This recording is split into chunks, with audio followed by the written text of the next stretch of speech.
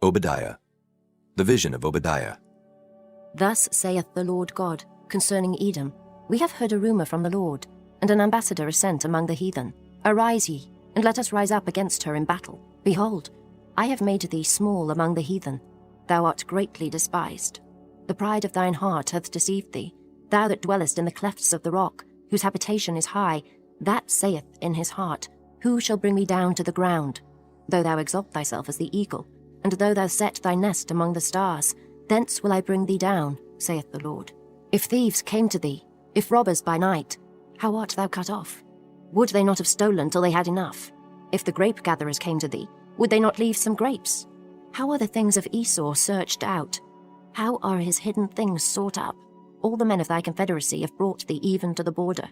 The men that were at peace with thee have deceived thee, and prevailed against thee. They that eat thy bread have laid a wound under thee. There is none understanding in him. Shall I not in that day, saith the Lord, even destroy the wise men out of Edom, and understanding out of the mount of Esau? And thy mighty men, O Teman, shall be dismayed to the end, that every one of the mount of Esau may be cut off by slaughter. For thy violence against thy brother Jacob, shame shall cover thee, and thou shalt be cut off forever. In the day that thou stoodest on the other side, in the day that the strangers carried away captive his forces, and foreigners entered into his gates, and cast lots upon Jerusalem, even thou wast as one of them. But thou shouldest not have looked on the day of thy brother, in the day that he became a stranger, neither shouldest thou have rejoiced over the children of Judah, in the day of their destruction, neither shouldest thou have spoken proudly in the day of distress. Thou shouldest not have entered into the gate of my people in the day of their calamity. Yea, thou shouldest not have looked on their affliction in the day of their calamity, nor have laid hands on their substance in the day of their calamity.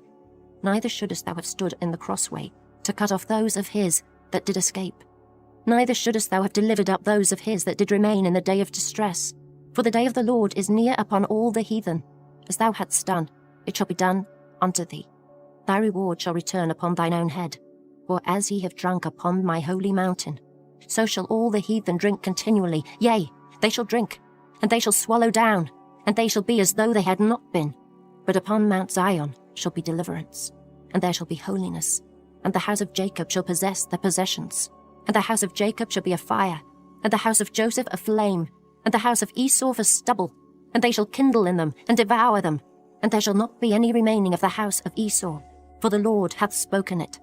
And they of the south shall possess the mount of Esau, and they of the plain the Philistines, and they shall possess the fields of Ephraim, and the fields of Samaria, and Benjamin shall possess Gilead, and the captivity of this host of the children of Israel shall possess that of the Canaanites, even unto Zarephath.